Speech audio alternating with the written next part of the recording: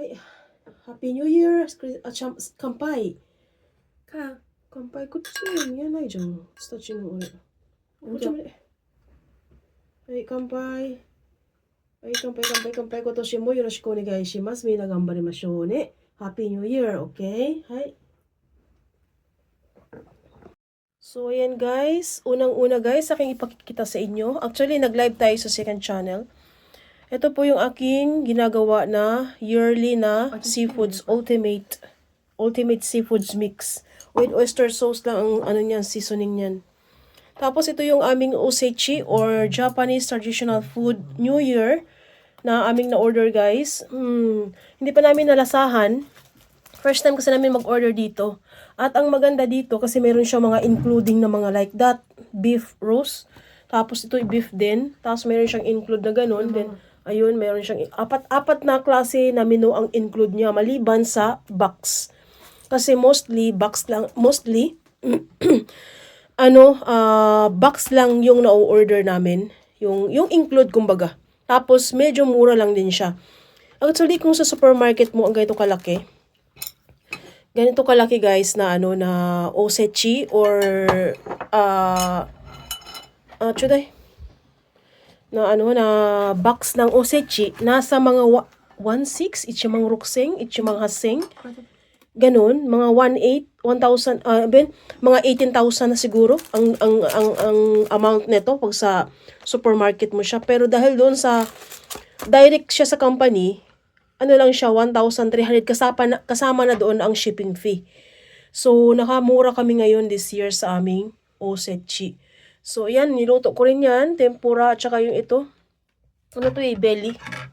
Pork belly na pinakuluan ko lang siya sa ayan ang lambot to. Pinakuluan ko lang siya sa tawag doon soy sauce. Yan, ang loob niyan is ayan white, hindi naman siya itim. Yun. Kaya lang siya naging black dahil sa black soy sauce na yung ginamit ko. So yan. Yan po yung aming simple celebration sa aming first food of the year. Last year kasi ang in-order namin na osechi mahal. Kasi medyo malaki yun. Good for 5 person yata yun. 5 person, ganun. Ito good for 3 person lang siya.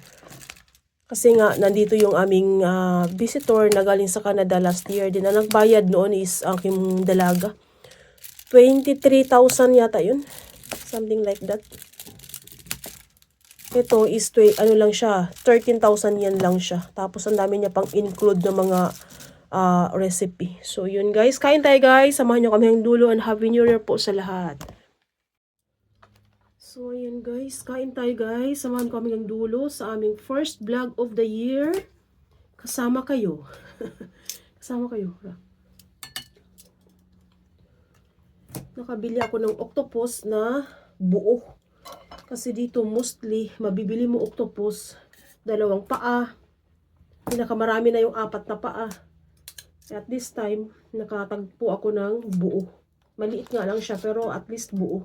Octopus pa rin naman. So, yan. Ako ang kakain sa ulo.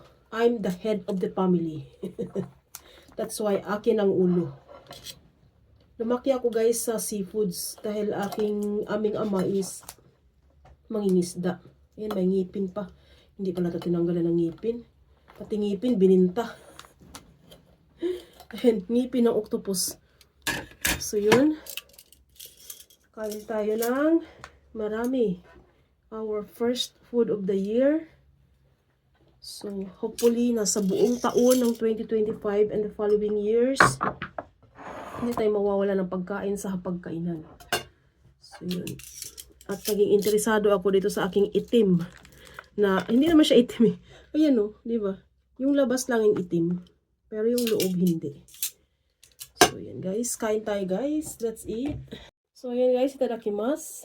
Ano nga bang gamit nito? Wala nang gamit to, no? Tabi natin. Saan yung taco? Taco mo tabi tayo. Uy, diwari? Yan ako tayo. Wala chita ata? Masya kumata? Okay. Ang liit. Mas maliit yung kasama sa osechi kaysa nabili ko. Octopus. First food of the year, guys. Itadakimasu. Ang sarap naman pala. Ni mataray din sa kulit mo na. Energy kayo siya. Itame? Atama? Tame siya. Ano ka? Hako ni ano?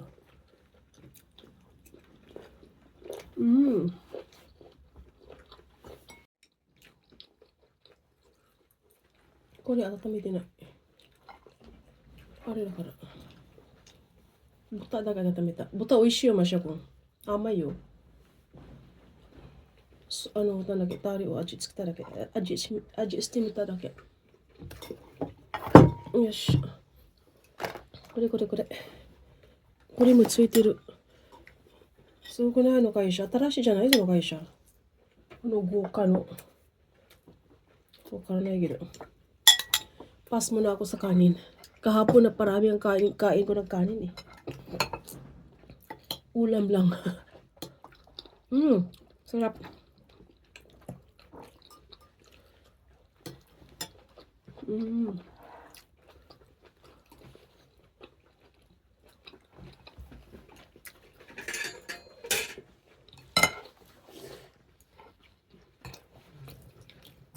Minasan kotoshi mo yoroshiku onegai shimasu. Akemashite omedetou gozaimasu. Ibig sabihin nun is Akemashite omedetou gozaimasu. Happy New Year. Then kotoshi mo yoroshiku onegai shimasu. Ibig sabihin this year be nice be nice also. Yun. Kotoshi mo yoroshiku.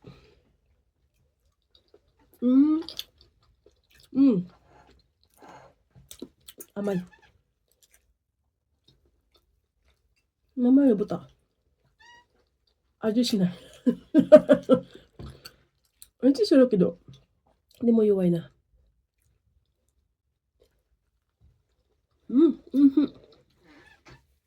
Perfect. Enjoy the food and enjoy the job. Enjoy the work. So yun. At may good news sa trabaho namin guys. Usually talaga is 5 hours lang trabaho namin.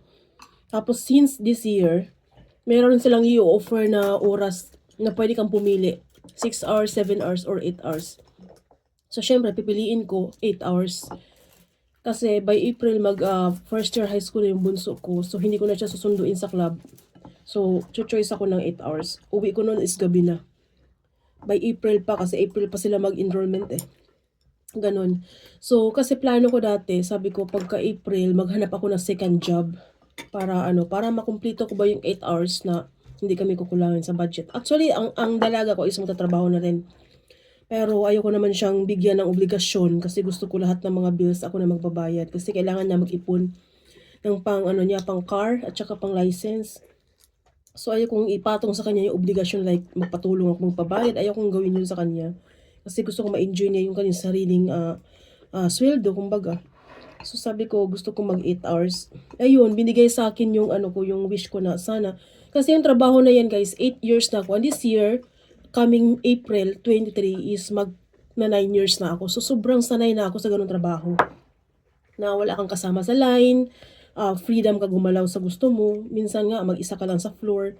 So wala, as in, free. Wala kang iisipin na makasama na utos-utusan ka. Ayaw ko na ganun kasi naranasan ko na yan dati. Buntis ako nun, trabaho ako.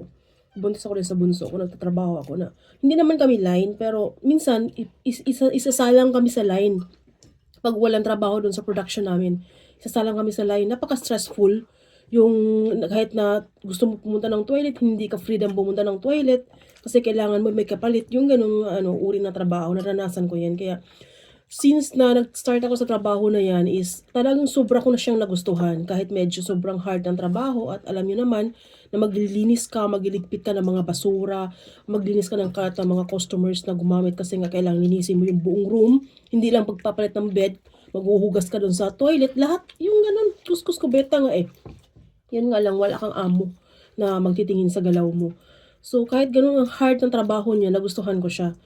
Kasi nga, dahil sa sistema ng trabaho na walang kasama sa line. So, yun.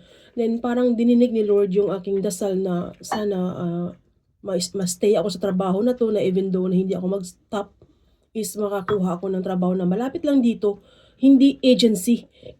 Sorry, kasi ayaw ko ng agency eh. Yung nagtatrabaho ka para lang sa ikabubuhay ng ng agency. Tapos mag-demand sa iyo kahit kung saan mo umuwi, pag overtime pa o overtiming ka. Yung wala kang freedom, hawak ka nila sa liig. Eh, gusto ko yung direct. So, yun, talagang dininig ni Lord yung dasal ko na hindi na ako aalis, trabaho na yan. At, yun nga, dinagdagan nila yung oras ng work time, ginawa nilang na flexible, kumbaga, para sa amin. Sa mga ayaw namang mag-go ng 8 hours, walang problema. 5 hours lang talaga sila. Kasi nga, hawak sila handle sila ng ng kanilang asawa. Ay, ako lang akong asawa. Wala akong iniisip na baka mag-over yung kanyang bayaran sa tax, tumaki yung kanyang tax, ganyan. Kaya kahit mag 8 hours ako, okay. Yun nga lang, medyo late na ako makaka-uwi. Yun lang yung guys, aking share about sa work ko. Kasi sobrang tagal ko na rin kasi sa work na yan eh. Sobrang napamahal na sa akin yung trabaho. Sobrang sanay na ako. So guys, siguro sa sobrang daldal ko, no, hindi ako mabusog nito. So, until here na lang. Eto, ang dami pa naming food. Hanggang pa to eh. Actually, ang expiration nitong osechi guys is hanggang January 15 pa. Pinalagay mo lang siya sa ref.